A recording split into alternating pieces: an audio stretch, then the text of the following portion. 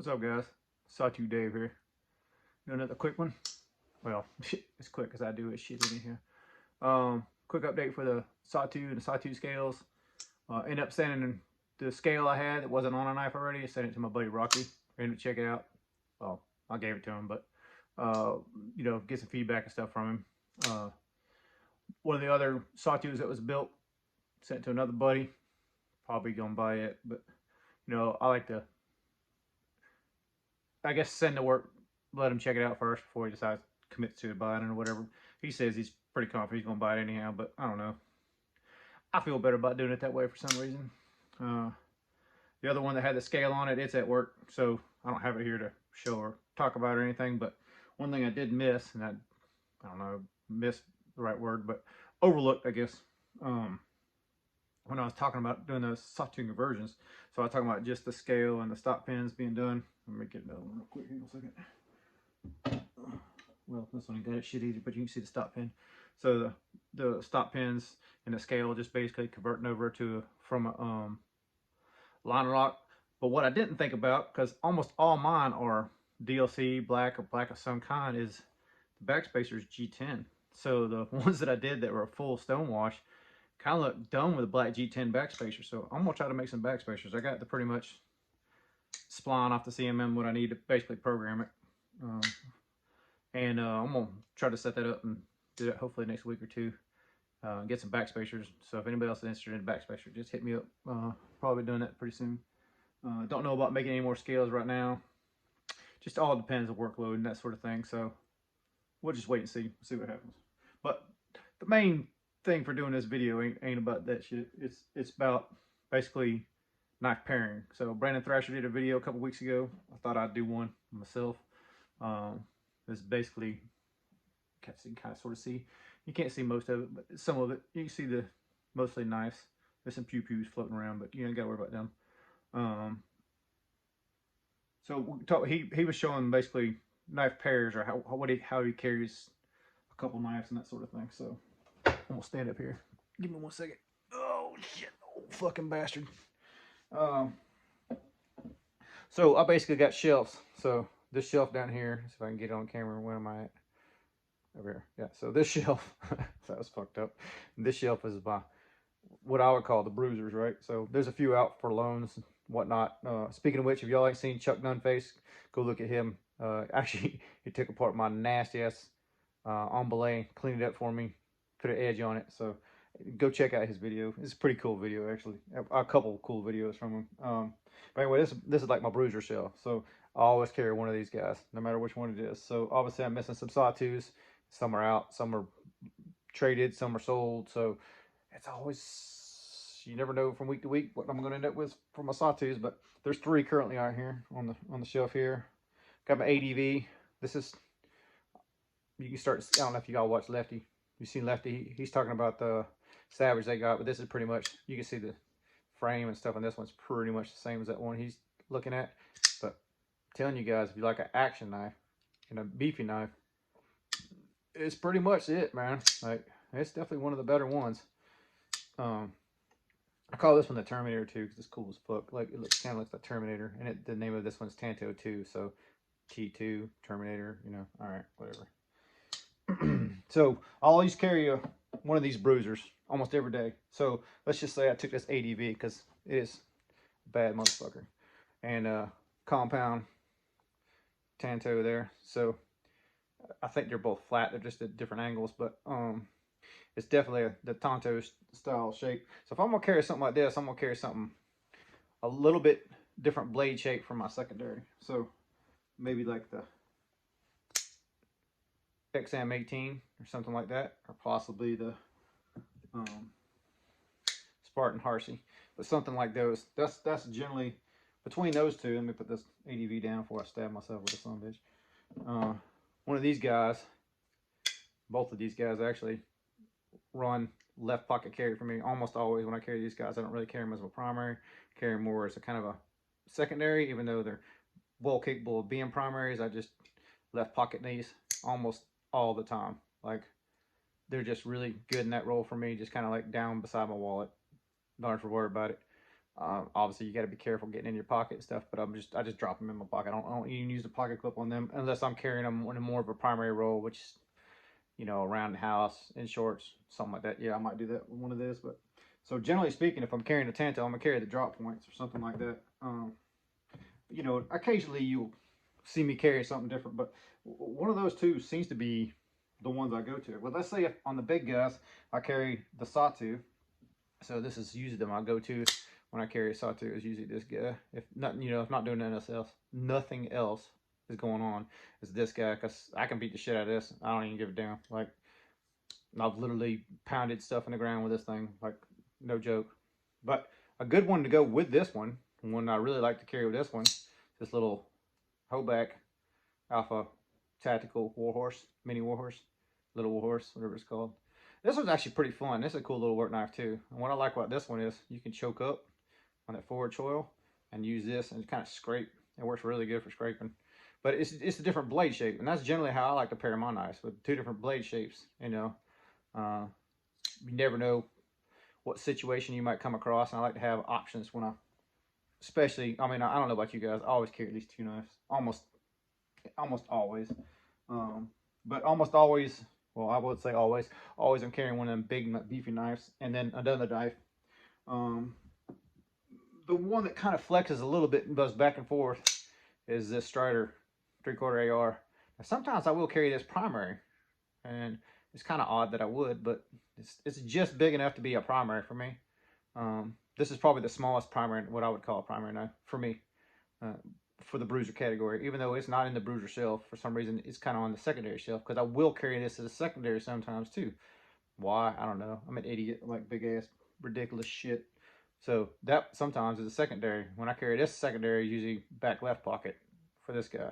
So it kind of depends on what I'm doing that day and that sort of thing. But I do like carrying this on that secondary roll as well.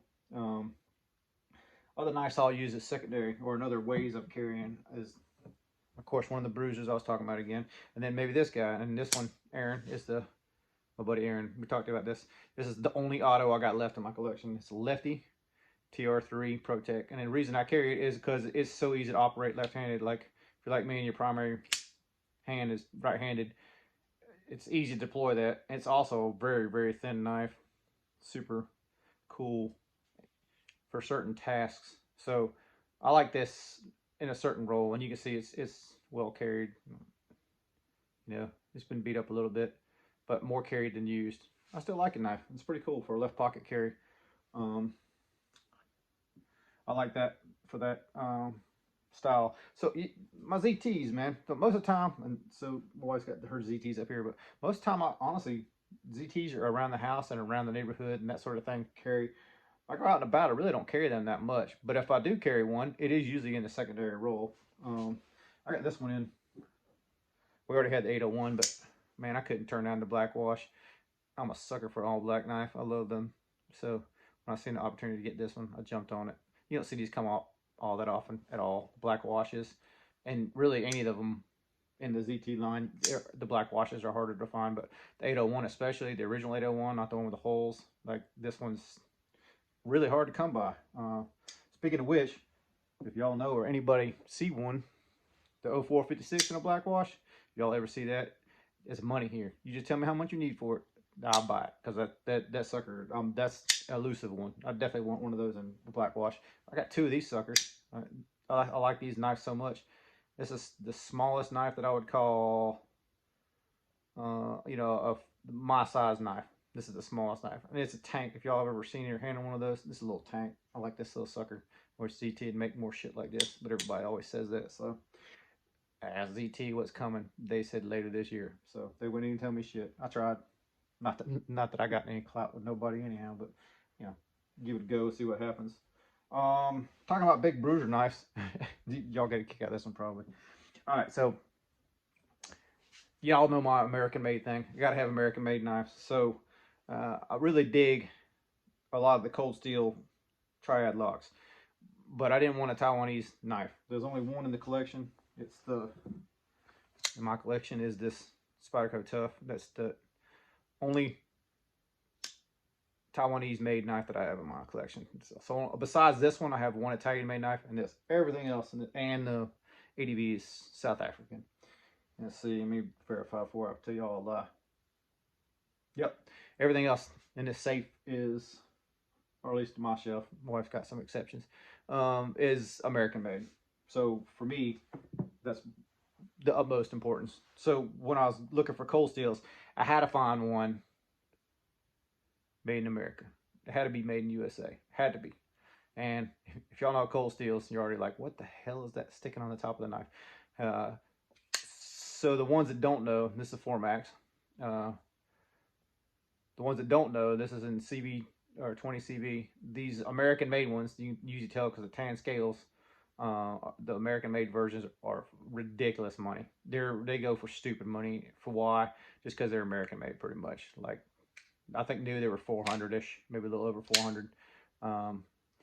This one was 250 because somebody actually took this, made a little part on it, and welded it to this knife. And at first I was like, I don't know, man, welding it to it and everything like that, I'm not sure if that's really something for me or not. Then I thought, thinking about it, and I was like, man, I can test the hardness. I can turn this into something, because it looked like crap when I first got it. So if you can see how it looks more like a wave now and a little more contour on it and that sort of thing, yeah, I did that all by hand, by file. I hardness checked it, and I'm gonna get close enough. You guys don't know, when you hardness check stuff, it puts a little dimple in it. You can see these on, let's see, there's one back here that's a dimple. Let me see if I can find it for you on camera. I can't. The other one is,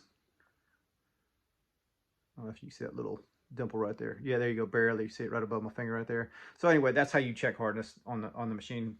The machine we have does 150 tons of pressure to check the hardness. It checked at 55 and 56, which is a little soft for 20 CV, but I heard that Cold Steel does that anyhow because they want their knives to be more able to be flexed, you know, in that pry bar roll or whatever you want to call it. Anyway, I'm rambling like a motherfucker. Cool pickup. Paid $250 for it. Cleaned it up. The blade's hard enough to still work. I actually just put an edge on it so that Chuck Nunface would know I ain't a total slack ass. Sometimes I do have time to actually do my shit. It's a cool knife, man. Honestly, I'm glad to have a Cold Steel in the collection because I do enjoy the Triad lock. It's a beast of a knife, man. I don't know that it's a favorite, and I don't know that I would definitely, well, I'll put it this way, I wouldn't pay $500, $600, whatever these things are going, 600 and up sometimes. I wouldn't, dude, don't pay $600 for one of these. If you like the big ass knife and you find one cheap enough, yeah, get one. But you know, those, if you're down with the Taiwanese, they make this, you know, premium S35 version for like $425. Dude, get that one. Don't waste your money and buy the $600 one. I mean, it's a cool knife, but I don't think it's that cool, man. That's my 2 cents for whatever it's worth. Probably ain't worth shit to most people. But let's see here. So other knife pairings or other knife things. Okay, so we was talking about how we do stuff. Let's say I do carry one of those ZTs, which is kind of rare, or I got another bruiser. Oftentimes, especially with oops, drop my keys, my bad. I'll drop a fixed blade in the pocket. So this one here is made for primary right side, but it works really good in the left pocket reverse grip. So you know, grind draw left-handed or cross draw on the right hand side. But I dropped that right in the pocket. It's not like I can show you because I don't think this, I ain't gonna go that high. I ain't that damn tall. This is a Lowe's knife. Dave Lowe, local knife maker here. He's a badass, man. He makes some really cool shit. This is kind of more of a Persian upswept style. That's how I spell his name, in case you're looking him up. He's on Instagram. He's got a website. Solid fucking dude. You go talk to him, tell him I sent you, he'll hook you up. But I actually got other of his knives. I just leave them in the vehicles and that sort of thing. But this is the one I like to carry the most. I actually traded him a Sawtooth for this, and he had it on him, and I was like, "Yep, I'm trading for this guy." And this is the one he used to carry, so that's kind of cool, you know. All that kind of shit like that kind of works around. Speaking of fixed blades, I did work up Killer Knives, or yeah, Killer Knives. I think I called them Killer Blades last time. Killer Knives, Instagram and YouTube. Cool channel, go check them out. I got both of these from him, and I think I told you about it, but I used this today. We're installing windows in the shipping container. Not like it did a ton of work, but you know, you got to need a knife, and I figured why not put this thing to its paces. It's all right, man. Yeah, I don't. In this role, it probably was way overkill for what I did with it, but it did fine. You know, it's a good fixed blade. I'm not blown away by it. It's a cool knife. The sheath and stuff, it's cool. It's just bigger knife than what I'd use in most of my rolls. Like you know, you're going to get out somewhere, you know, camper trip, whatnot. This would be more that style, but this is definitely geared more towards a, mm, hate to even say it, but let's just call it a tactical roll because everybody else calls it a tactical roll. But that's definitely what this one is. Not that this one ain't, but this Lotar, dude, this thing is nasty sharp. They put a sick edge on this thing, so you can see it's chisel ground on the tips or on the serrations there. This thing is so freaking sharp. I was cutting over a case of water bottles, you know, just kind of slicing through that top layer of plastic, and I didn't even feel it. And I hit one of those water balls, and I didn't even know I cut it, and then just water just pouring out everywhere. This thing is nasty sharp, man. It's a cool knife, but honestly, man, this handle width here is just way too small for me, man. To be real hard use, this ain't really designed for that kind. This is designed as more of a self-defense style knife, and it's a Krav Maga style, which I have training in. So it's not like I'm any kind of expert or even boasting that I'm an expert. I just have training in that style. You know, it's cool, man. I'm just gonna leave it like that. Let's just leave it alone. But to drop one of these in the left pocket is what I like to do with one of the big bruisers. So that's kind of my combo I like to do with there. I do have several knives that I really don't carry at all. Just kind of having to have them. And I'm kind of getting to the point now where I don't know if I want to have them anymore, man. I might kind of move them out. Some of them might stay. I don't know. Like, I haven't really made my mind up.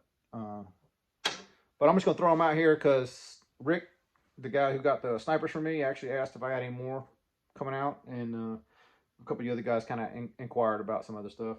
Yeah, this stuff's always coming in and out, so I don't know what I always have. But I bought this Mordax from Brandon Thrasher. Speaking of which, hope you're getting better, Brandon, if you see this. Hope you feel better, bro. I got this one because Brandon was trying to raise some funds for camera or other things to help this YouTube channel. I like the Farron Force design. We already went over kind of the Archbishop 3.0. I kind of dug it when I won it from the Knife Rights. Obviously, I gave it away, but I kind of want to see some other Farron Forge. Kind of check them out. You know, I don't dislike this knife. It's just, it don't do, yeah, it just don't do a whole lot for me, man. Like, I don't dislike it. It's just not me. It's not a me knife. It's just not a me knife. That's the best way I can put it. It's a cool knife. I dig it, but it's just not a me knife. So, it's the Mordax, in case y'all didn't know. I think I already said it, but if I didn't, Mordax. This is the one with the milling. It looks pretty much new to me. I don't think there's any damage at all on this thing. I'm sure Brandon takes real good care of his knives, and it's cut a few things just to see if it cut. But other than that, yep, pretty much good to go. Any of y'all want this, holler at me. Speaking of old or unused stuff, I got this one recently. Not that long ago. Chris on Gauge Gear reviewed it, and then Kyle over at DTOM Gears. DTOM Nice and Gear. That's it. Sorry, mouthful. Reviewed it as well. I believe the name was Chris that sold it to me. He was the guy that lent it to them. This is the large skirmish from Neil Blackwood. I like the knife. I just know if I keep it, I'm gonna hack this thing up. So if any of you purists, when I say purist, like any people that like an older Benchmade that want to keep it looking like an older Benchmade, want it, holler at me. We can do some working and dealing on this. But if I keep it, it's gonna get hacked up. It ain't gonna look nothing like this. Matter of fact, if y'all see Everyday EDC, EEDC for short, he just did a little video when he did a darkening titanium with a torch, knocking it in oil. And this green stuff is going to get blasted pretty soon if someone don't want the sucker. And I'm going to turn it into black, or I'll make a whole new scale and do it to the new one. Either way, it's not going to look like this if I keep it long. So there's that. I'm sorry if I'm rambling. I ain't trying to be a salesman. I'm just kind of going through my shit. If y'all want to watch, cool. If you don't, sorry, man. Sometimes they're more interesting than others, right? This is like everybody's videos. Adamas in D2. I traded for this one years and years ago. And it's just super thick behind the edge, man. Like, it's way thick. And honestly, man, like, it's a solid knife, but it just doesn't do nothing for me, man. Like, it's a beater around here. I mean, I will use it occasionally. Like, when I was painting my house, that was in my pocket. Because honestly, didn't give a shit if I got paint on it. Didn't get any on it, but I don't want to carry super fucking nice knife for what little roll I had to use a knife for and painting the house, like, right? And who wants that shit? Obviously, you can see it's been carried. But anyway, there's that one. The one that I think more people might have interest in is probably this one right here. It's the Sig K320. Y'all like this one? If anybody likes this one, holler at me. Basically, for me, it's hard to manipulate. I can do the access lock twist and that sort of thing, but the finger thing on this one, yeah, it always ends up like that for me. It's just, I don't know, fat fingers. Just, there we go. Fat fingers in that hole, just don't agree. I don't know. If it had a thumb stud, I'd probably like it, to be honest with you, but I don't know. Just that little hole thingy and ergonomics on this thing, and you can choke up on it, and once you get it in hand, it's all right. It's just not, it's not a me knife. So if someone else want that one, holler at me. This one I'm kind of on the fence with because I like it, but I just never use it, man. And that's the CQC 15. I dig it for what it is in that roll, you know, that self-defense style roll. It's a cool knife. I like it the all black. I don't have very many all black knives. Well, I say I don't have very many, but I think I counted this morning. I have 11 total. I'd love to have more all black knives in the bigger style. And this is a small knife, but it's not. It's more like ZT style, and I'd rather carry a ZT than this any day of the week. Unless I'm going into a situation where I really think I might need something like self-defense, and then I might put this in the roll. But honestly, man, it's rare. It's rare. If I'm carrying this, it's usually because I got 2 or 3 other knives. That's why. But CQC 15. Someone wants it, holler at me. What else we got? Oh yeah. This turd ain't even got fixed out yet, but I'll pretty much throw it in if somebody wants it. The DPS has, I like the thickness on it this way. I need to fix this lock bar stuff. Matter of fact, don't even worry about this one. I'm gonna fix this one. I don't want to give it away yet. I don't want nobody to get this turd till I say that I can't do shit else with it to make it better.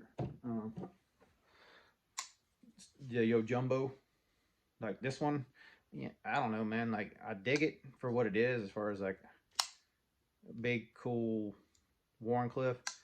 I got a custom gripper coming from my buddy Jason at the Brass Brigade.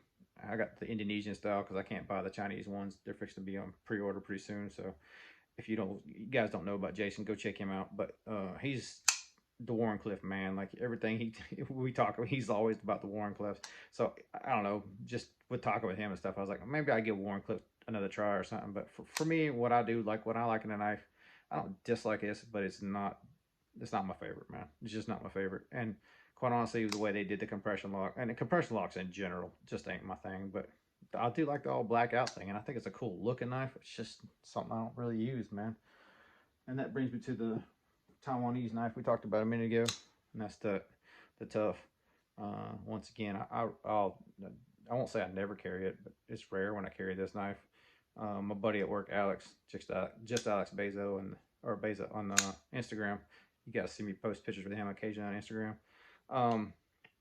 He likes this knife a lot, so maybe I'll offer it to him. But if any of you guys want it, this is the DLT with crew wear. Is that crew wear? Is that what it was? Yep, and crew wear. Yep. I mean, it's a cool knife. The action's damn good, actually. But the thing for me is, I had the original 2 and 3B years ago. It's definitely the better looking one. This one is. It's just, I just don't use it, man. Like, I'd rather have the other ones though. So, like, you know, for most people, this is a bruiser of a knife. To me, this is, I don't know, I'd rather have a ZT. That's the size it is for me. It is what it is, right? All right, so I done rambled enough.